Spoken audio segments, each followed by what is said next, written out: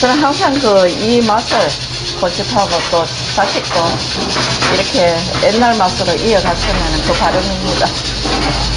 네, 지금 어린 아들이 와서 나중에 이제 성인이 됐을 때 한 20살이 돼서 와서 아 옛날 맛이 그 맛이구나 안 변했구나 그런 정도 정통을 이어가고 싶어요. 세월이 지나도 한결같은 맛, 그 맛을 지키기 위해 나선 모자. 어머니에서 아들로 그렇게 대를 이어 전해질 것입니다.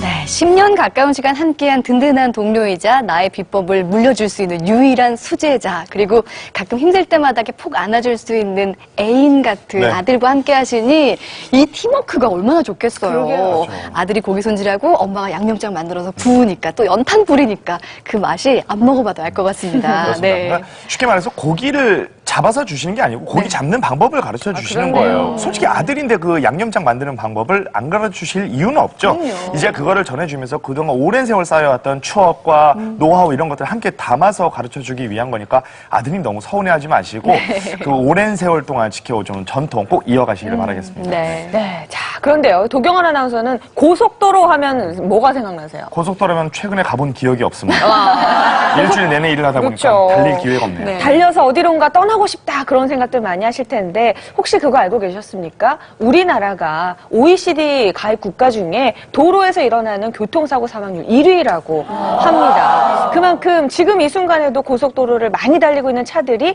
사고의 위험에 빠져 있다는 얘기일 텐데요. 오늘 영상 포착에서는 고속도로에서 생긴 위험천만한 사고 현장을 여러분께 보여드리겠습니다. 함께 보시죠. 시시각각 빠르게 변하는 대한민국. 우리 주변의 수많은 영상에 담긴 사건의 뒷이야기를 들여다보는 시간. 영상 포착. 숨겨진 이야기. 생과 사의 순간 고속도로 사고. 고속도로는 속도가 워낙 고속도로에서만 발생하는 교통사고 한 해 2천여 건. 평균 200여 명의 사람이 사고로 목숨을 잃고 있습니다. 고속도로에서 일어나는 아찔한 사고 순간을 취재했습니다. 고속도로 사고 순간 첫 번째. 목숨 건 질주, 과속. 인천국제공항 고속도로.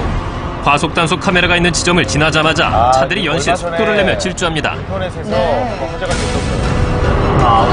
비슷한 차량들이 좀 많이 빠르게 지나가고 하지만 잠시 후 슈퍼카라고 차 한 대가 온통 연기에 휩싸여 있는데요. 도로에 폭삭 내려앉은 차. 도대체 무슨 일이 있었던 걸까요? 대낮인데. 당시 사고 목격자를 만나봤습니다. 갑자기 1차로에서 외제차가 그냥 총알같이 튀어나가는 거예요. 엄청 놀랬죠? 그러더니 거기서 경쟁하듯이 두 대가 치고 나가는 겁니다. 그러더니 한 2, 3분 있다가 차가 대패차 되듯이 차가 사고가 나 있는 상태였습니다. 이게 워낙 고속이니까 순식간에 일어나는 거죠. 똑같은 사고 현장에 담긴 다른 차의 블랙박스 영상입니다. 한 대, 두 대. 검은 차가 등장하자마자 미끄러지는데요. 순식간에 도로 전체를 가로지릅니다. 다시 한번 자세히 볼까요? 차량이 브레이크를 밟자마자 중앙 분리대에 부딪히고 잇따라 갓길에 가드레일을 밟고서야 멈춰섭니다. 보호가 안 됐군요. 도로 상황은 갓길에 있는 눈이 녹으면서 상당히 노면이 습기가 젖어 있는 상태였거든요. 그 상태에서 이제 과속으로 인한 그 브레이크를 밟다 보니까 거의 미끄러져서 난 사고입니다. 사고의 가장 큰 원인은 바로 운전자가 과속 중 브레이크를 밟았다는 건데요. 그럼 차가 돌죠?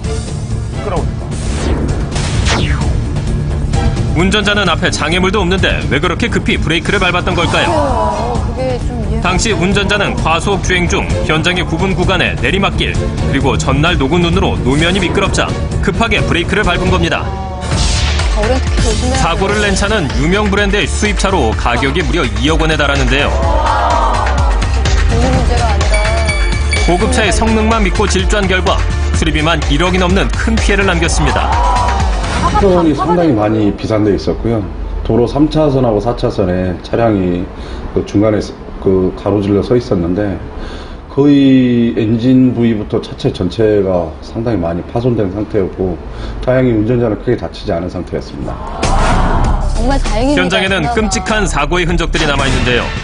다행히 사고 차량의 단독 사고로 제2의 피해자는 발생하지 않았습니다. 뒤차들과 안 부딪힌 것이 천만다행. 현재는 과속으로 인한 통고 처분만